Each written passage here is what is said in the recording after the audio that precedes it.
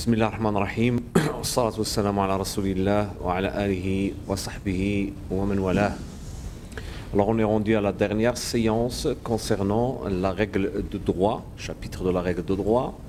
Et après avoir défini le droit public et le droit privé et développé les critères de distinction entre ces deux branches de droit, nous allons aborder dans cette séance les matières relevant des droits privés et publics.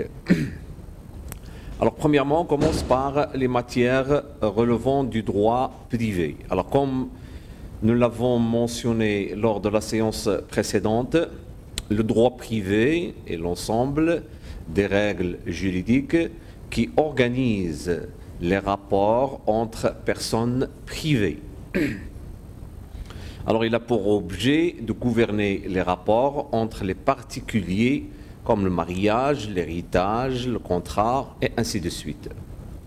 Le droit privé recouvre donc l'ensemble des règles qui régissent les rapports entre les personnes physiques ou morales privées. Lorsqu'on dit des personnes morales privées, ça s'agit des sociétés comme les sociétés commerciales et aussi des associations. Donc le droit privé se subdivise en plusieurs disciplines ou plusieurs branches. Commençons en premier lieu par la branche ou la matière incontournable du droit privé, à savoir le droit civil. Le droit civil, c'est la matière fondamentale du droit privé. Il s'agit de l'ensemble des règles de droit qui gouvernent, qui régissent les rapports entre particuliers, personnes physiques, personnes morales en tant que sujet de droit et leurs obligations réciproques. Donc le droit civil régit les rapports juridiques entre particuliers au sein de la société. Alors c'est un ensemble des règles juridiques qui réglementent par exemple les éléments permettant l'individualisation des personnes, comme le nom, l'état civil, le domicile. Le droit civil réglemente aussi toute question inhérente au code du statut personnel, comme mariage, filiation, la répudiation et ainsi de suite. Aussi, le droit civil réglemente des droits subjectifs en tant que prérogatives, en tant que privilèges reconnus aux particuliers.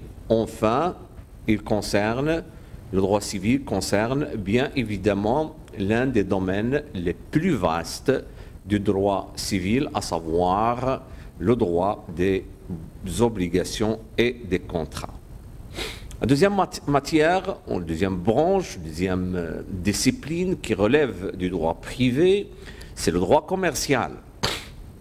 Et là, pour vous, en tant qu'étudiant en économie et en gestion, ça vous intéresse bien sûr de savoir, bien sûr, le droit commercial en tant que branche de droit.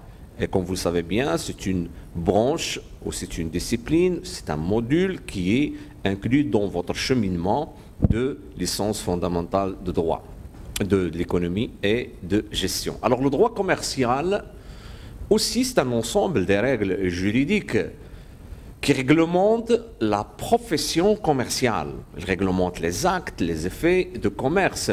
Et on définit habituellement le droit commercial comme la partie du droit privé relative aux opérations commerciales, c'est-à-dire aux opérations juridiques faites par les commerçants, at-tujar, soit entre eux, soit avec leurs clients.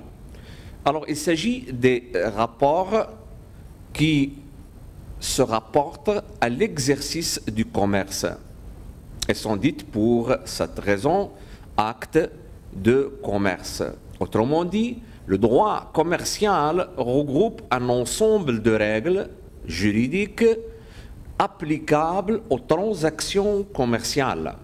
Il offre un cadre juridique qui réglemente les relations, qui réglemente les rapports entre les professionnels de commerce. Donc le droit commercial s'applique en ce sens à une catégorie de personnes, à savoir les commerçants. Aussi, le droit commercial intervient pour assurer un minimum d'ordre, un minimum de sécurité et d'honnêteté entre les professionnels du commerce. Et ceci montre que le droit commercial peut se révéler d'une importance dans le monde des affaires, surtout que l'assouplissement des procédures et des difficultés formelles qui empêchaient la rapidité du commerce se fondent particulièrement sur la confiance, sur la bonne foi, sur l'honnêteté afin d'assurer des bonnes relations et de bonnes transactions au niveau commercial. La troisième matière qui peut relever de droit privé, c'est le droit social. Le droit social aussi, c'est un ensemble des règles juridiques régissant les relations individuelles et collectives du travail. Il englobe à la fois deux disciplines. Premièrement, le droit de travail, aussi un ensemble des règles juridiques qui renferment les règles de droit applicables aux relations individuelles, tout ce qui a trait le contrat du travail, le salaire, le licenciement, etc.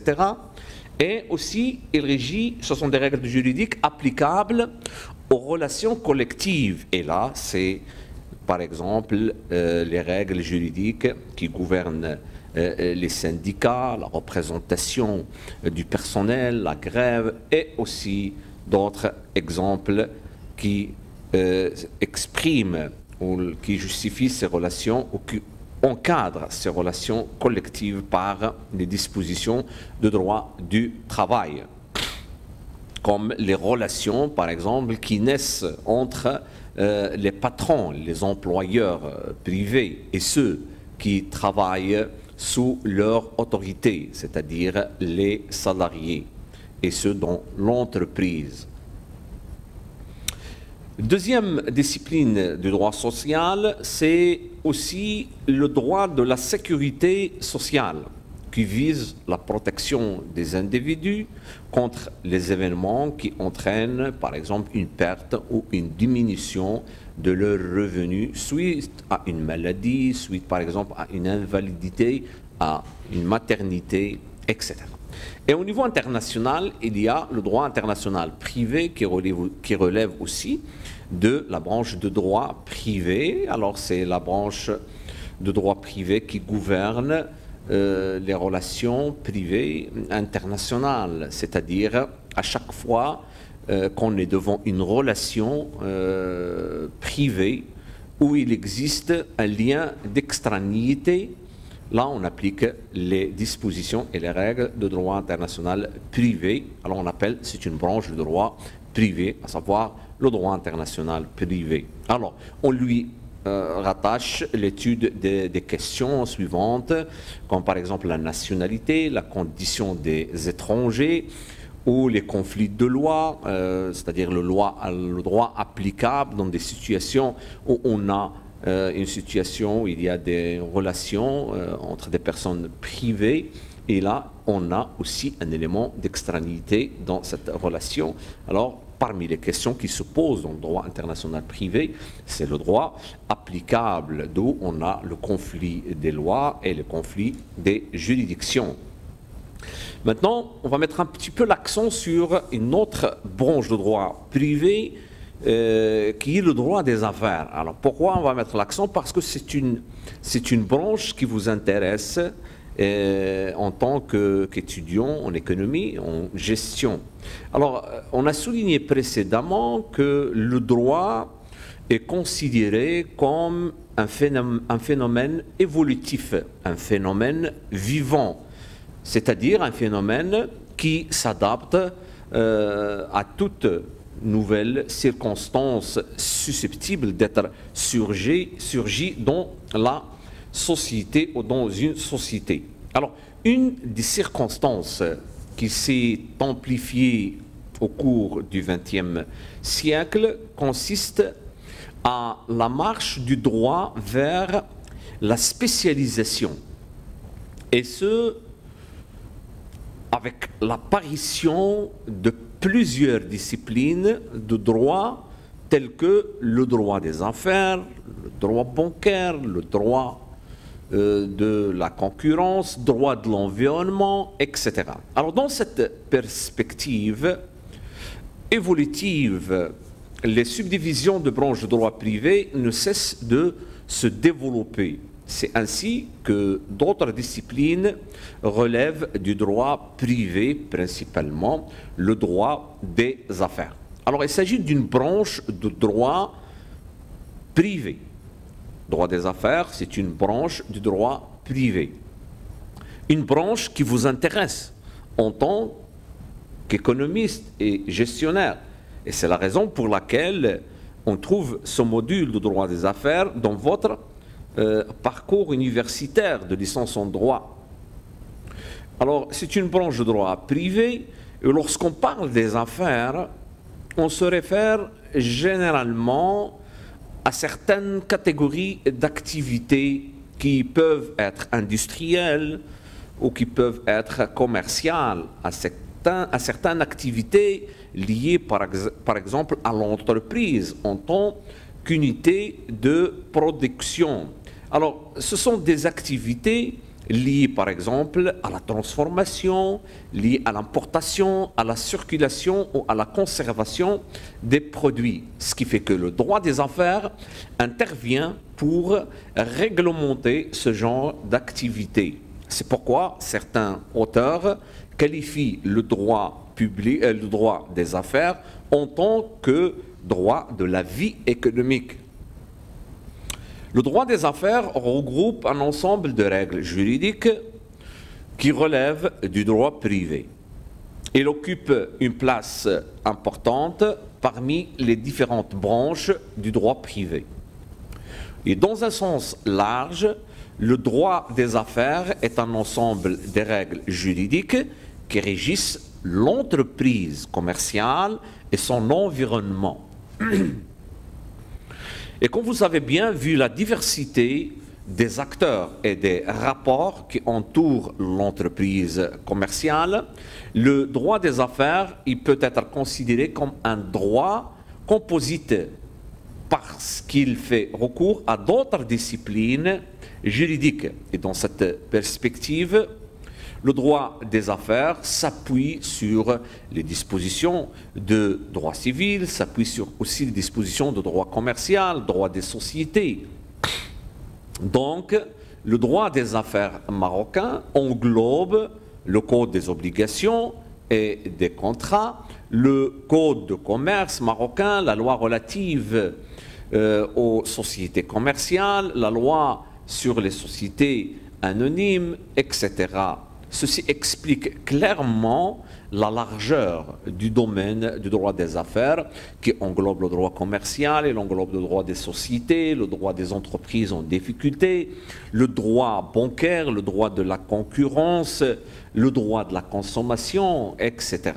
Alors cette largeur du droit des affaires se justifie par l'ampleur de l'économie moderne qui dépasse un commerçant ordinaire qui est isolé vers des groupements commerciaux qui s'illustrent dans les grandes sociétés commerciales, dont leur rôle et leur impact sont prépondérants dans l'économie marocaine actuelle.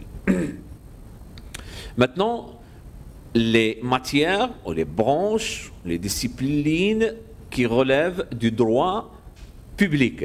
Alors on a dit lors de la séance précédente que le droit public, c'est un ensemble de règles aussi qui régissent les rapports juridiques dans lesquels intervient l'État ou les collectivités publiques telles que les régions, les préfectures, les provinces, les communes, etc. ou l'un des démembrements ou de division de l'État.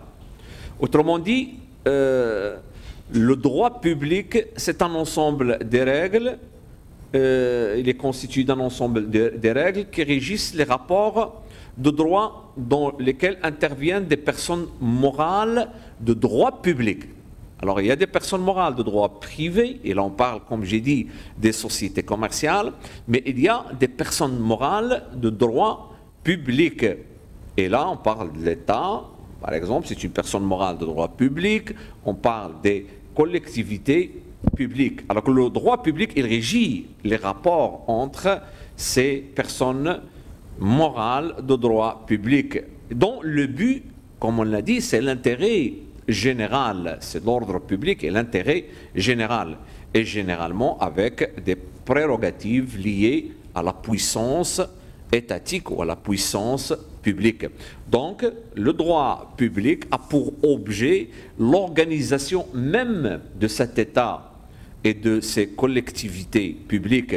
C'est un ensemble de règles juridiques qui gouvernent leur rapport avec aussi les particuliers. Donc le droit public peut se subdiviser aussi en plusieurs disciplines ou plusieurs branches. Commençons en premier lieu par le droit commercial. Alors c'est une branche de droit public interne qui consiste à régir le fonctionnement des institutions, assemblées, élus, gouvernement, etc., ainsi que le fonctionnement de la justice. Il a pour objet l'organisation de l'État et le fonctionnement des institutions publiques. Autrement dit, le droit public détermine les règles relatives à la forme de l'État, à la constitution des gouvernements et des pouvoirs publics. Il fixe le droit public, c'est un ensemble de règles aussi juridiques qui fixent les compétences des organes de l'État, que sont par exemple les pouvoirs législatifs, pouvoirs exécutifs, et aussi le pouvoir judiciaire. Parmi les matières qui relèvent aussi du droit public, on trouve aussi le droit administratif. C'est une branche aussi de droit public qui englobe un ensemble des règles juridiques qui définissent les droits et les obligations du gouvernement et de l'appareil de l'administration ou l'appareil administratif. Ce qui fait que le droit administratif réglemente l'organisation des collectivités publiques et ses services aussi publics, l'enseignement, l'énergie ou le transport, etc., ainsi que leur rapport avec les particuliers. On trouve aussi le droit de finances publiques en tant que matière, en tant que discipline qui relève du droit public. Et là, on parle en premier lieu de la loi de finances. Bien sûr, la loi de finances, elle est définie par une loi organique. C'est une loi qui comporte diverses dispositions relatives à la politique économique, à la politique financière et sociale de l'État. Ce qui fait que les finances publiques sont envisagées aussi sous l'angle du droit budgétaire ou de la législation financière. Autrement dit, le droit de finances publiques comprend des règles relatives aux finances publiques, c'est-à-dire aux ressources et aux dépenses de l'État, des collectivités publiques et des services publics.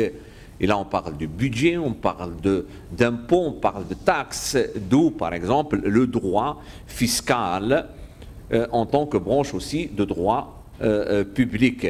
Et au niveau international, ou sur le plan international, il y a le droit international public. Et le droit international public, c'est un ensemble de règles juridiques qui régissent les relations ou les rapports entre États, d'une part, et entre États et organisations internationales, d'autre part, et cela bien aussi autant de paix qu'en période de guerre ou de neutralité. Maintenant, on passe à une autre catégorie de matières qui sont des matières mixtes. Alors, les matières mixtes en droit, dites les droits mixtes, comme le droit par exemple pénal, qu'on va le voir, ils visent toute discipline de droit qui réalise ou qui accomplit une combinaison de règles du droit public et du droit privé. Alors, elle relève, ces droits mixtes, ce sont des règles qui relèvent de droits mixtes ou des droits mixtes. Pourquoi? Parce qu'ils réalisent une combinaison relevant pour l'une du droit public et pour les autres, alors pour les unes au droit public et pour les autres du droit privé. Il s'agit principalement du droit pénal ou ce qu'on appelle le droit criminel. Et droit pénal, il est appelé aussi droit criminel, c'est un droit mixte. Et là, il faut distinguer entre le droit pénal général en tant qu'un ensemble des règles juridiques qui s'appliquent à toutes les infractions et leurs sanctions, ainsi qu'aux conditions de la responsabilité pénale. Et il y a aussi le droit pénal spécial, aussi c'est un ensemble de règles juridiques qui traitent principalement ou qui régissent chacune des infractions en particulier. Puis il y a aussi dans les sciences criminelles droit de procédure pénale. Et là, ça concerne le fonctionnement ou l'organisation ou le déroulement du procès pénal. Donc, le droit pénal est pourtant classiquement rattaché au droit privé. Et comme vous pouvez le constater, il est enseigné dans les facultés par des professeurs de droit privé.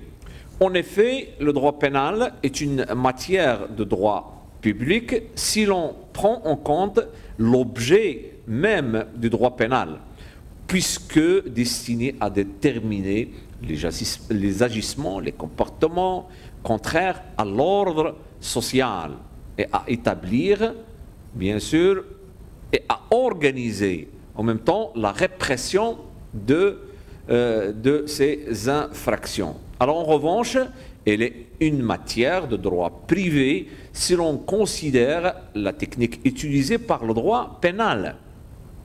C'est que de nombreuses règles de droit pénal constituent la garantie et la sanction des droits reconnus aux particuliers et que l'on appelle des droits subjectifs. Et l'un des buts essentiels de la loi pénale consiste précisément à protéger les biens et l'intégrité des personnes, en réprimant par exemple les délits de vol ou les crimes d'homicide. Le droit pénal, ici, il défend le droit à la vie.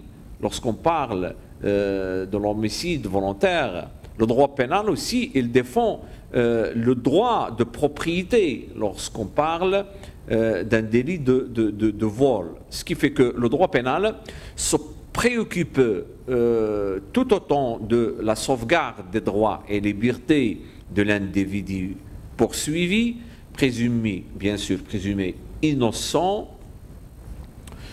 tant qu'un jugement définitif n'aura pas constaté sa culpabilité. Alors il s'agit de garantir les droits de la défense en permettant à l'accusé de se défendre d'une manière librement, de faire appel aussi à un avocat. De plus, ce sont les mêmes juridictions, c'est-à-dire le tribunal de première instance, la cour d'appel, qui rendent à la fois la justice pénale et aussi civile. Donc le droit pénal est donc une matière mixte. Là on trouve, il y a une partie de droit privé, aussi de droit public. Maintenant, le droit processuel, ce qu'on appelle le droit judiciaire privé.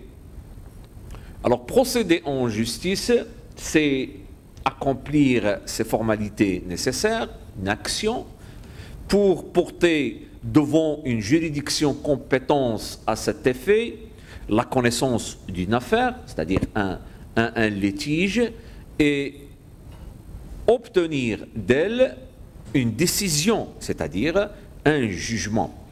Par exemple, la procédure civile, il peut être défini comme un corps de règles qui gouverne la justice civil et régissant la marche du procès, qui permet aux parties d'obtenir la reconnaissance et la sanction de leurs droits. Le caractère mixte, lorsqu'on parle ici des procédures, droit judiciaire privé, le caractère mixte de cette discipline s'explique par le fait que les dispositions concernant l'organisation et le fonctionnement des tribunaux relèvent du droit public.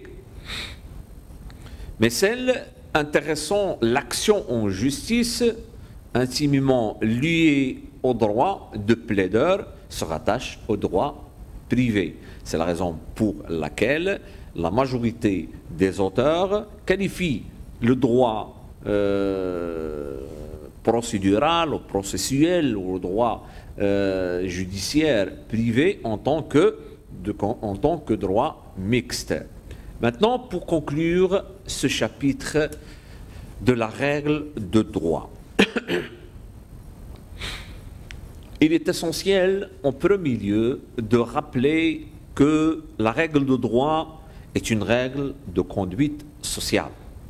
Elle est générale, abstraite, impersonnelle, obligatoire et aussi coercitive. Ce sont des caractères qui la distinguent, bien sûr, d'autres règles de conduite sociale, principalement les règles religieuses, les règles de morale, ainsi que les règles de bienséance. Et à propos de cette distinction qu'on a étudiée bien sûr en détail, il peut y avoir des caractères communs entre la règle de droit et les autres règles de conduite sociale, telles que la généralité, l'abstraction, etc. Comme il peut y avoir des caractères, bien sûr, ou des notions qui distinguent, qui différencient la règle de droit ou qui constituent les points de divergence entre la règle de droit et les autres règles de conduite sociale. Et là, on parle ici de la force obligatoire, on parle aussi et principalement de la contrainte étatique. Et à partir de ces caractères, on a soulevé les notions ou les éléments de distinction lorsqu'on a parlé, par exemple, de la source, des finalités, des buts, du champ d'application, de l'intention, de la formulation. Ce sont des éléments soulevés de la littérature, bien sûr, mais qui justifient une distinction, une différenciation entre la règle de droit et les autres règles de conduite sociale. Aussi, il est essentiel de rappeler que la règle de droit répond à une classification qui peut être fondée sur le contenu. Et il peut être fondé aussi sur la force obligatoire, ainsi que sur la nature des relations juridiques. Et en se basant sur le contenu de la règle de droit est peut-être soit une règle de forme, soit une règle de fond. Cependant, si on se réfère aux critères de la force obligatoire de la règle de droit, nous constatons qu'il existe des règles impératives et d'autres qui sont supplétives. Par ailleurs, la classification classique de la règle de droit, c'était une classification fondée sur la nature des relations juridiques. Et là, il y a le droit public et le droit privé, d'où les disciplines et les matières du droit privé et celles du droit public. Mais pour bien cerner les règles de droit objectif, il faut remonter aussi aux sources du droit. Ces sources consistent bien sûr l'ensemble des mécanismes par lesquels se produisent les règles de droit. Alors toute règle de droit s'établit à partir d'une source matérielle et objective qui forme bien sûr son objet. Et l'étude de ces sources, c'est-à-dire les sources de droit objectif, fera l'objet des séances prochaines, Inch'Allah. Merci pour votre attention.